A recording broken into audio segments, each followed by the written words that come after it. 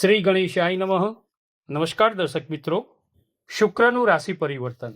દૈત્ય ગુરુ શુક્ર તારીખ 4/7/2026 સાંજે 7:15 કર્ક રાશિમાંથી રાશિ પરિવર્તન કરી અને સિંહ રાશિમાં આવશે.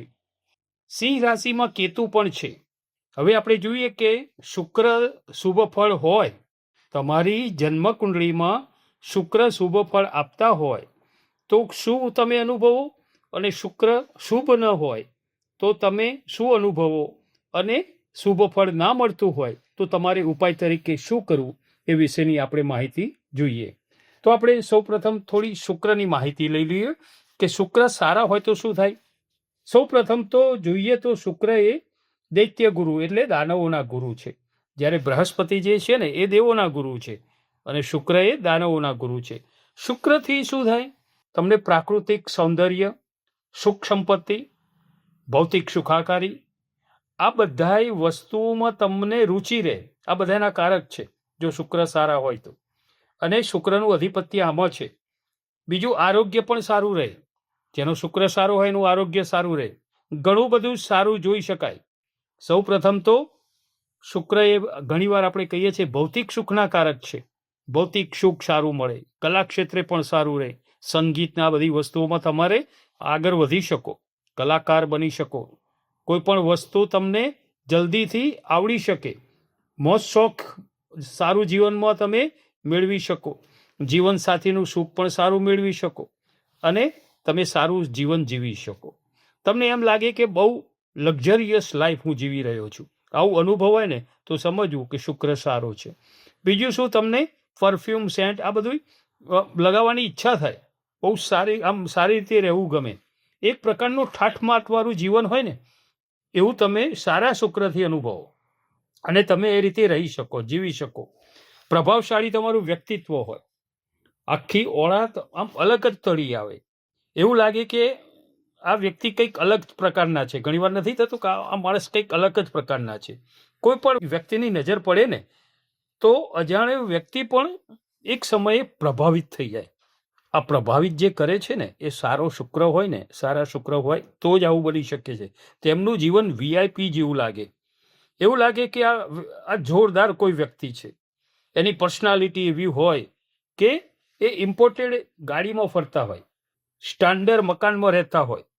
આ શુક્ર સારા હોય ને એનો પ્રભાવ છે, વધારે સારો પ્રભાવ પાડી શકે. બીજું, 7મા સ્થાનેથી જો કલત્ર સ્થાને શુક્ર હોય, તુલા રાશિ કે 7મા સ્થાને, તો પોતાના જીવનસાથીના સુખ સારું મેળવે, જીવનસાથીથી પ્રેમ, પછી ભોગ વિલાસવાળી જિંદગી, ધન સંપત્તિ, આ બધું ઉત્તમ પ્રકારે મેળવી શકે, ઉત્તમ પ્રભાવ એનો પડે, ગમે તેને આકર્ષિત કરી શકે. કોઈની પણ ન પડતી હોય નજર તો પણ પડે તો સમજવું કે આ જાતકની કુંડળીમાં, જન્મ કુંડળીમાં શુક્ર ખૂબ સારા છે.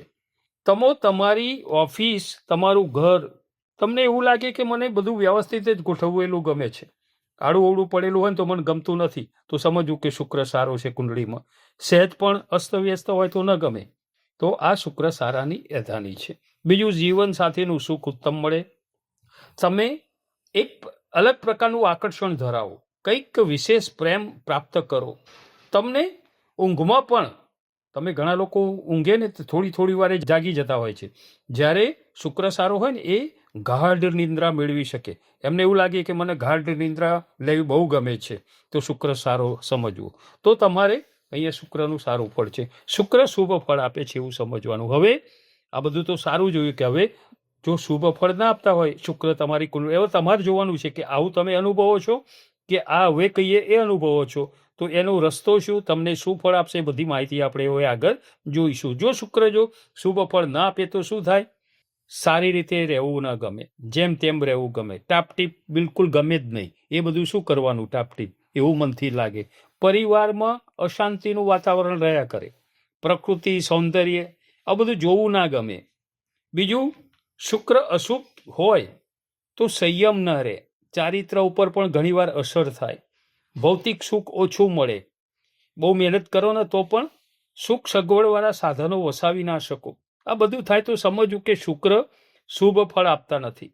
શુક્રની અધિપત્યવાળી 2 રાશિ છે કે વૃષભ રાશિ અને તુલા રાશિ. વૃષભ રાશિના સ્વામી શુક્ર અને તુલા રાશિના સ્વામી શુક્ર. શુક્રની ઉચ્ચની રાશિ મીન છે. ગુરુની અધિપત્યવાળી મીન રાશિ જે હોય ને એમાં શુક્રનું અધિપત્ય છે, એમાં શુભ સારું ફળ આપે છે. જ્યારે કન્યા રાશિમાં શુક્ર નીચેના બને છે. શુક્રના મિત્ર ગ્રહ છે બુધ અને શનિ, જ્યારે શત્રુ ગ્રહ સૂર્ય, ચંદ્ર, ગુરુ આ બધા શત્રુ ગ્રહ છે. શુક્રની અસર તમે જુઓ તો ક્યાં સુધી એનું સારું ફળ મળે શુક્રનું? 25 વર્ષથી 28 વર્ષ સુધી આનો પ્રભાવ વધુ હોય છે, ઉત્તમ ફળ આપે છે શુક્ર. શુક્રનું સારું ફળ મેળવવું હોય તો 25 થી 28 વર્ષ સુધીમાં મળી શકે. નક્ષત્ર શુક્રના જોઈએ તો 3 છે: ભરણી, પૂર્વ ફાલ્ગુની અને પૂર્વાષાઢા. આ શુક્રના 3 નક્ષત્રો છે. શુક્ર એટલે પુરુષત્વ, બીજું પર્સનાલિટી, ભૌતિક સુખ, મોત્સવ, ભોગ, વિલાસ, દાંપત્ય જીવનમાં કલા ક્ષેત્રે બધી જ રીતે પ્રગતિ, આ બધું શુક્ર છે. લવ મેરેજના યોગ પણ છે ને શુક્રથી જોવાય છે. ઘણીવાર નહીં કુંડળી જોઈને કહી દે છે કે ઘણાને કીધેલું છે કે તમારા લવ મેરેજ થયેલા છે, બિલકુલ હા કે હા સાચી વાત છે. લવ મેરેજના યોગ પણ શુક્રથી જોવાય છે. અમુક વખતે કોઈ શુક્ર શુભ ગ્રહ સાથે ના હોય ને તો લવ મેરેજમાં પણ અમુક વખતે ભંગાણ પડે છે. અમુક વાર એક કરતાં વધુ વિવાહના યોગ પણ બને છે. આવું બધું શુભ શુક્ર ના હોય ત્યારે આવું બધું બનતું હોય છે.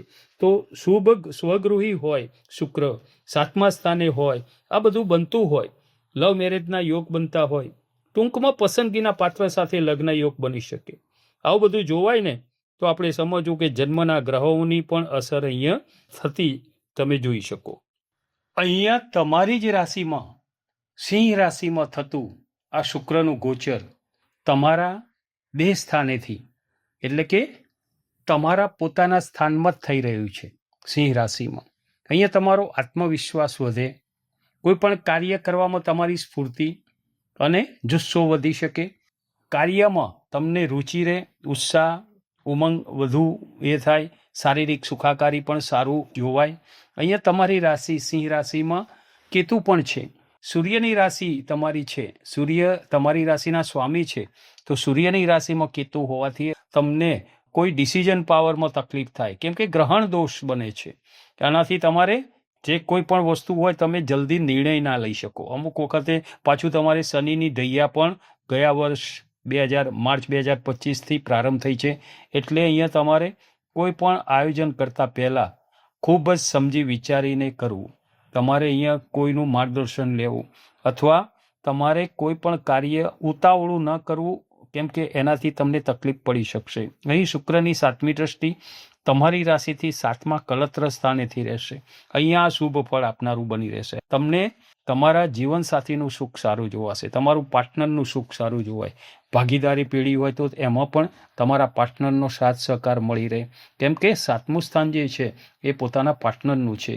જેના લગ્ન ના થયા હોય એમને માટે પણ આ સમય સારો છે, લગ્ન યોગ બની શકે. આ સમય તમારા માટે ઉત્તમ જોવાશે. તમારા સંબંધોની વાતો જે થઈને અટકી જતી હતી તો આ સમય એવો છે કે એમાં કોઈ પણ વસ્તુ ફાઇનલ થઈ શકે. અહીંયા તમારી પસંદગીના પાત્ર સાથે લગ્ન યોગ બની શકે, બધાની સંમતિ તમે મેળવી શકો. અહીંયા આ સમય સારો છે.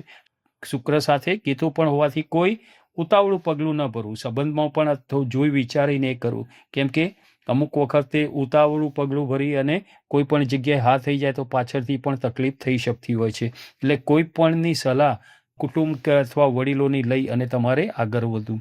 તમારી જન્મકુંડળીમાં શુક્ર શુભ ફળ આપનારા હશે તો આ સમય તમારા માટે ખૂબ સારો જોવાશે પોતાના પાર્ટનરને લઈને. અને જો શુભ ફળ ન આપતા હોય તમારી જન્મકુંડળીમાં શુક્ર, તો તમારે વિષ્ણુ ભગવાનનું પૂજન લક્ષ્મીજી સાથે લક્ષ્મીનારાયણની પૂજા કરવી અને તમારે માતાજીના મંદિરે દર્શન કરવા જવું જોઈએ અને માતાજીને લાલ પુષ્પ ધરાવવું જોઈએ. બીજું શુક્રના બીજ મંત્રનો જાપ ઓમ દ્રામ દ્રીમ દ્રોમ સહ શુક્રાય નમઃ. ફરીથી કહીએ ઓમ દ્રામ દ્રીમ દ્રોમ સહ શુક્રાય નમઃ. આ શુક્રના બીજ મંત્રનો જાપ કરવાથી ઘણું બધું સારું તમે જોઈ શકશો.